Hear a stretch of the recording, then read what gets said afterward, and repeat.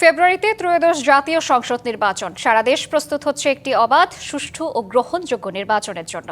কি ভাবছেন সাধারণ মানুষ থেকে শুরু করে আগামী জনপ্রতিনিধিরা, সে কথা জানাতে ডিবিসি নিউজের ইলেকশন এক্সপ্রেস ছুটে যাচ্ছে সব সংসদীয় আসনে। মঙ্গলবার সারাদিন ছিল সংসদীয় আসন 166 ও 167, কিশোরগঞ্জ 5 ও 6-এ। সিএসআরএম ডিবিসি ইলেকশন এক্সপ্রেস আজ সারাদিন থাকবো কিশোরগঞ্জ জেলায়।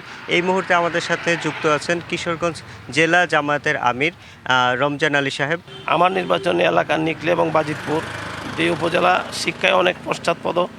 শিক্ষার ব্যাপক উন্নয়ন করতে হবে, অবকাঠামোগত উন্নয়ন, শিক্ষার মানের উন্নয়ন করতে হবে, এবং যন্ত্রপাতি সম্বলিত ভালো হাসপাতাল করতে হবে এবং বিনা পয়সায়, অল্প পয়সায় যেন আমার জনগণ চিকিৎসা নিতে পারে, সেই ব্যবস্থা আমি করব।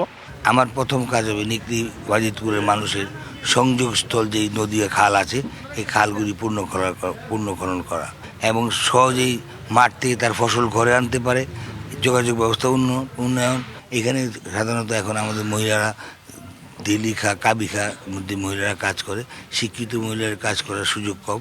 ওগুলি ইনশাল্লাহ আমরা স্থাপন করে তাদের পুনর্বাসন করার চেষ্টা করি। প্রথমত আমাদের যেটা কাজ থাকবে সেটা হলো আমাদের ভৈরব, আপনারা জানেন যে এখানে মাদকের বেশ ছড়াছড়ি, মাদকমুক্ত ভৈরব গড়া। সবচেয়ে বড় যেটা হলো ভৈরব এই বন্দর শহরকে রক্ষার জন্য এটা প্রায় ভাঙনের মুখে পড়ে।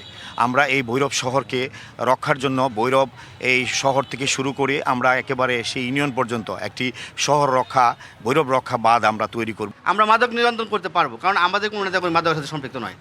আমরা চাঁদাবাজি নির্মূল করতে পারবো এই জন্য, কারণ আমার কোনো নেতাকর্মী চাঁদাবাজির সাথে সম্পৃক্ত নয়। আমি এই জন্য পারবো এটা, কারণ আমার নেতা কর্মীরা টেন্ডারবাজি করে না, এই জন্য আমরা টেন্ডারবাজি নির্মূল করতে পারবো। আমাদের এখানে যে ভূমিদস্যু আছে, এখানে আমাদের নেতাকর্মীরা ভূমিদস্যুর সাথে সম্পৃক্ত নয়, এই জন্য আমি এটা নির্মূল করতে পারবো। ইসলাম প্রতিষ্ঠিত হলে, ইসলাম ক্ষমতা গেলে নারীরা স্বাধীনতা পাবে। পরিপূর্ণ স্বাধীনতা তো আসলে ইসলামের মধ্যে রাখছে। আমি আপনাদের প্রশ্ন করি, ভাই আপনি তো আমাদের দল করেন না, আপনি ওই দল করেন, তা আপনি নিজের দলকে কেন ভোট দেবেন না? বললো যে ভাই যে কারণে ফেসিস্ট বিদায় হয়েছে, এরকম ফেসিস্ট আমরা হই, এই জন্য আমাদেরকে ভোট দিব, ভোট আপনাকে দিব। ব্যবসায়ীদের সুযোগ সুবিধা বৃদ্ধি করা। আপনারা জানেন আমাদের এই আসনটা অত্যন্ত গুরুত্বপূর্ণ একটি আসন। এখানে আমাদের রাষ্ট্রপতি ছিল, এখান থেকে একবার মন্ত্রী ছিল, কিন্তু তারা আসলে মানুষকে শুধু আশার বাণী দিয়েছিল।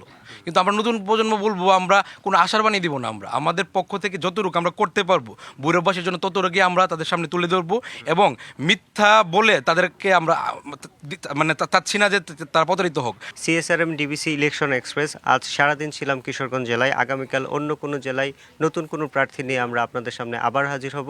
ততক্ষণ আমাদের সাথেই থাকুন।